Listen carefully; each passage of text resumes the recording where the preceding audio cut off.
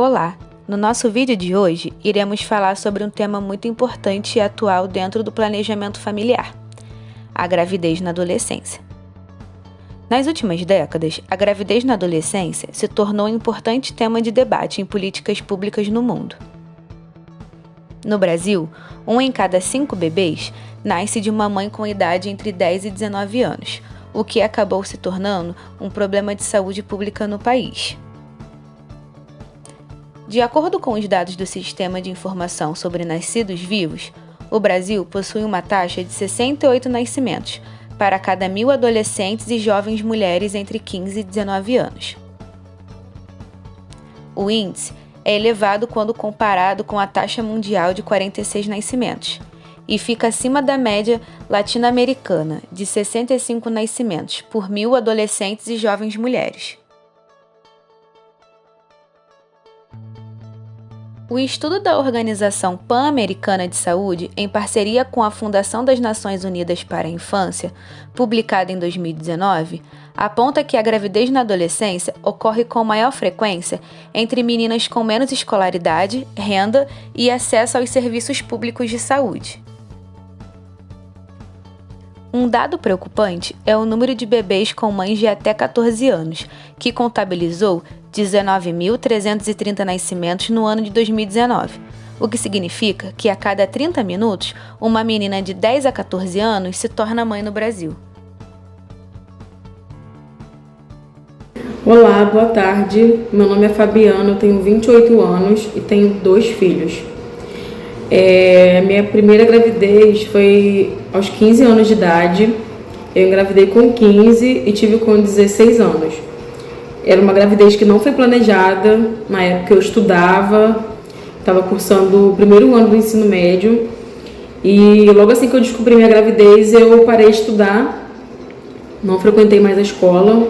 Já estava no final do ano, já era novembro, faltava só uma prova para poder completar o bimestre e eu não consegui fazer por enjoar, por me sentir mal, grávida com 15 anos, por saber que os meus amigos da escola não estavam passando pela mesma situação que eu.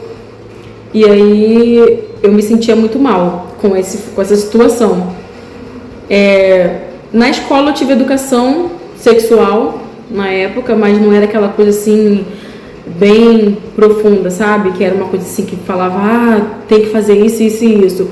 Em casa, meu pai faleceu quando eu tinha 11 anos e a minha mãe, ela, por ser uma pessoa do interior, do Nordeste, ela também não teve esse tipo de educação, né? Sexual. Então ela não me passou nada sobre anticoncepcional, sobre usar camisinha e tal, e eu conheci a pessoa, tive relação, engravidei e pronto. Foi bem difícil. E logo depois, amamentando, engravidei do outro, que hoje em dia tem 9 anos. E também foi outro choque pra mim. Porém, do outro eu engravidei já sabendo as consequências e tal. E foi bem difícil. As dificuldades a gente teve bastante. Se eu tivesse, de repente, tido uma conversa com a minha mãe sobre camisinha, sobre anticoncepcional, se ela tivesse me levado até mesmo ao ginecologista, eu acho que hoje em dia eu não teria 2 filhos, um de 12 e um de 9 anos. Muito se fala hoje em dia a respeito do planejamento familiar, porém, muitas pessoas ainda confundem com o controle de natalidade. Surge então uma dúvida sobre o que é controle de natalidade e o planejamento familiar. A seguir, vamos entender melhor do que se trata cada um. O planejamento familiar é um conjunto de ações em que são oferecidos todos os recursos para auxiliar a ter filhos, quanto para prevenir uma gravidez indesejada, ou seja, recursos para a anticoncepção. O planejamento familiar é um direito sexual e reprodutivo e assegura a livre decisão da pessoa sobre ter ou não ter filhos. Em 1996, um projeto de lei que regulamenta o planejamento familiar foi aprovado pelo Congresso Nacional e sancionado pela Presidência da República. A Lei de número 9.263/96 estabelece que as instâncias gestoras do Sistema Único de Saúde, em que todos os seus níveis, estão obrigados a garantir à mulher, o homem ou ao casal em toda a sua rede de serviço a assistência à concepção e contracepção, como parte das demais ações que compõem a assistência integral à saúde. Além disso, devem receber apoio para as ações de prevenção e controle de doenças sexualmente transmissíveis e de cânceres relacionados ao órgão sexual.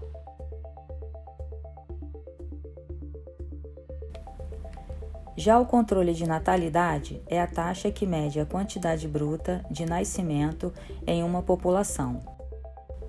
Mais ou menos, nos últimos 4 séculos para cá, a população mundial vem aumentando numerosamente. Por conta disso, surgiram preocupações acerca da superpopulação mundial,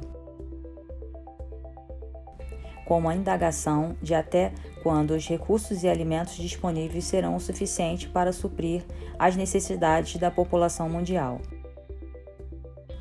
Com isso, uma das principais medidas propostas era o controle de natalidade, ou seja, diminuir forçosamente o número de nascimentos.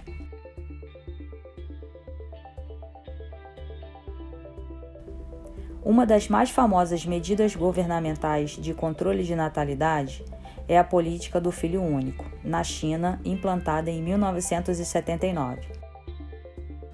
Estima-se que a China preveniu 400 milhões de nascimentos adotando essa política. Com o passar do tempo, essa política foi se abrandando até ser totalmente extinta em 2015, que, no entanto, impactou profundamente na dinâmica populacional e social da China.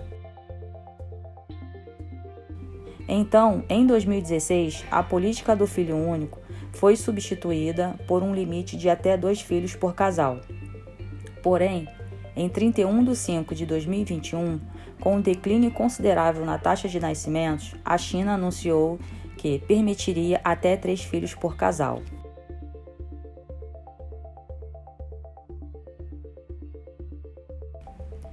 Contudo, após experiências com esse tipo de controle compulsório, foi observando que o planejamento familiar é a maneira mais eficiente de reduzir o tamanho da população.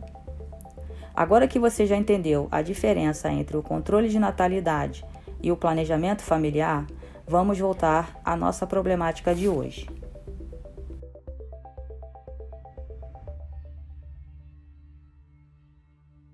Infelizmente, o alto índice de adolescentes com filhos mostra uma realidade ainda muito presente na sociedade brasileira, que é a desigualdade social. Dados revelam que a maioria das mães adolescentes tem poucos anos de escolaridade, é negra e vive em regiões economicamente desfavorecidas, o que nos leva a ver que a falta de acesso à educação e saúde são os principais fatores que levam à gravidez na adolescência, além da violência sexual.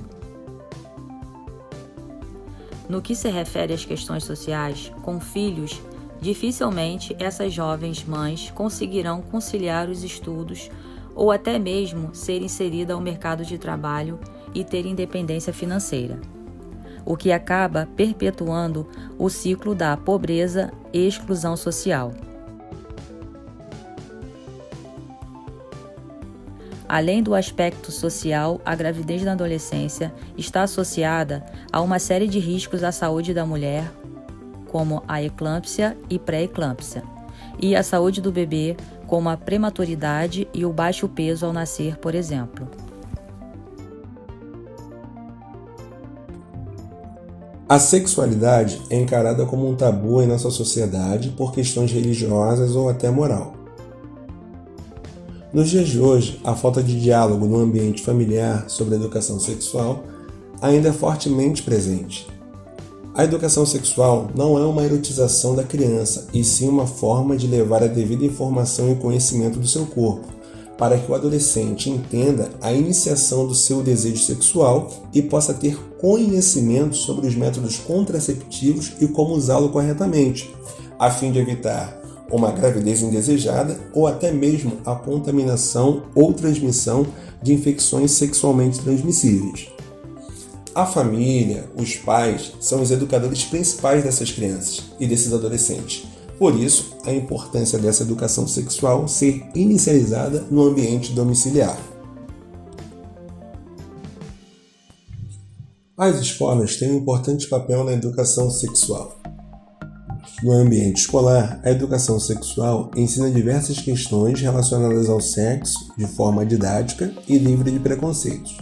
O grande objetivo é acabar com os constrangimentos e tabus para informar de forma correta.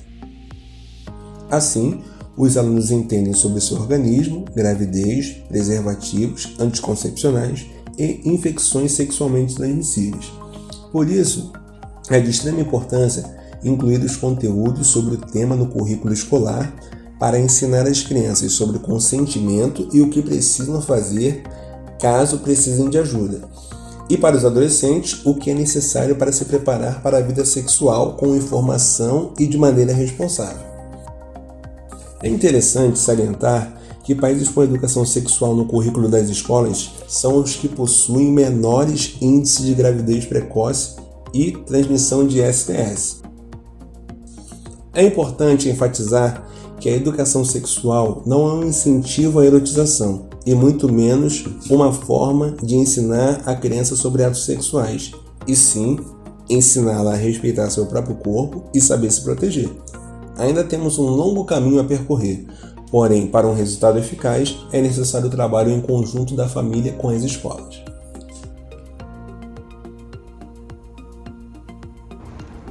O papel da enfermagem frente à gravidez na adolescência e a inserção do planejamento familiar. Cabe à equipe de saúde da família desenvolver ações de atenção primária e organizar a rede de saúde da sua região. O enfermeiro deve incentivar o adolescente a agir em nome da sua saúde e na garantia dos seus direitos quanto à acessibilidade ao serviço de saúde, promover o empoderamento, a autonomia e o autocuidado. A enfermagem e toda a equipe de saúde da família são de extrema importância por ter uma visão ampla do cuidado, assim podendo contribuir com ações de assistência humanizada. Os profissionais devem apresentar linguagem simples e sem julgamento, confidencialidade das informações, privacidade no atendimento e, além de acolher, devem levar em consideração a individualidade de cada um. Promover ações juntamente com as escolas de educação sexual e realizar ações que dão orientação aos pais de como conversar sobre o assunto tem um grande impacto positivo. Durante a consulta de planejamento familiar, deve ser retirada todas as dúvidas e passar todas as orientações a respeito dos métodos contraceptivos seguros para determinada idade, já que nem todos são indicados para adolescentes com a injeção trimestral antes dos 16 anos de idade. A enfermagem é imprescindível na consulta do planejamento familiar, já que deve ser baseada na necessidade e realidade cultural dessa jovem. O nosso Sistema Único de Saúde, o SUS, disponibiliza gratuitamente diversos métodos contraceptivos. São eles: pílula, mini-pílula, hormônio injetável mensal, hormônio injetável trimestral, pílula do dia seguinte, diafragma, DIU, laqueadura e vasectomia, preservativo feminino e masculino. Vale lembrar que todos os métodos hormonais ou cirúrgicos, como a laqueadura, deverão ser indicados por um profissional de saúde de acordo com a necessidade individual de cada paciente. O único método contraceptivo que previne a transmissão de ISTs são as famosas camisinhas, masculinas ou femininas. Oi, boa tarde, meu nome é Thaís, eu sou enfermeira aqui da Clínica da Família Nilda Campos. Eu vou falar um pouquinho para vocês, bem basicamente, bem rapidinho, sobre a dificuldade das adolescentes de aderirem ao planejamento familiar. Aqui na clínica, a nossa maior dificuldade, nessa aderência é que, assim, por serem adolescentes, por serem umas meninas muito jovens, elas não aderem aos métodos contraceptivos, por exemplo, o método da injeção, quando é injeção mensal, elas esquecem a data de tomar, passam muito tempo e nesse meio tempo muitas delas engravidam, Quando a injeção trimestral, de 3 em 3 meses, nós temos maior dificuldade, porque elas nunca sabem quando é a próxima data, mesmo com atrasamento, mas elas não voltam para estar fazendo no período certo. O DIU, elas não gostam do DIU, porque elas ouvem muitos mitos, não sabem o que é verdade ou mito, mesmo a gente explicando, elas ainda têm um pouco de dificuldade. O método oral também é muito mais complicado, porque toma hoje, amanhã elas não tomam, ficam 3, 4 dias sem tomar. E nós temos muita dificuldade, até mesmo delas virem nos dias. Quanto à medicação por via oral, também a dificuldade é bem maior, porque elas tomam hoje, amanhã não fazem uso da medicação, ou ficam 3 dias sem tomar, ou não sabem nem onde está a cartela, o irmão pegou, a irmã sumiu. Então, assim, e nós também temos muita dificuldade quanto à aderência delas virem mesmo para um planejamento familiar, né? Elas não vêm no dia do grupo, aí aparecem em demanda, querendo a receita ou querendo trocar de método. Então, assim, nós temos bastante dificuldade com as adolescentes. E nós temos que ter algumas estratégias para elas virem à unidade e para elas aderirem ao tratamento adequado. Vimos que a gravidez precoce pode causar de danos físicos a psicológicos, às vezes irreversíveis. O acesso ao planejamento familiar e à educação sexual é o caminho para que possamos reverter esse cenário que nos encontramos hoje. O planejamento familiar e a educação sexual é o dever do Estado, da família e da escola, ou seja, é nosso dever como profissional de saúde, familiar e educador promover a mesma. Você familiar, converse com seus filhos, acabe com esse tabu, oriente seu filho a iniciar uma vida sexual com responsabilidade. Educador, ensine os seus alunos de forma didática e correta sobre educação sexual. Transmita conhecimento a esses jovens que muitas das vezes só precisam de orientação sobre o assunto. Nós, como profissionais da saúde, devemos colocar em prática os princípios do nosso Sistema Único de Saúde, como a universalidade do acesso ao atendimento, a integralidade, promovendo ações preventivas e educativas sobre o planejamento familiar e, principalmente, a equidade, um atendimento livre de discriminação e humanizado a esses jovens de acordo com a sua necessidade e a sua realidade.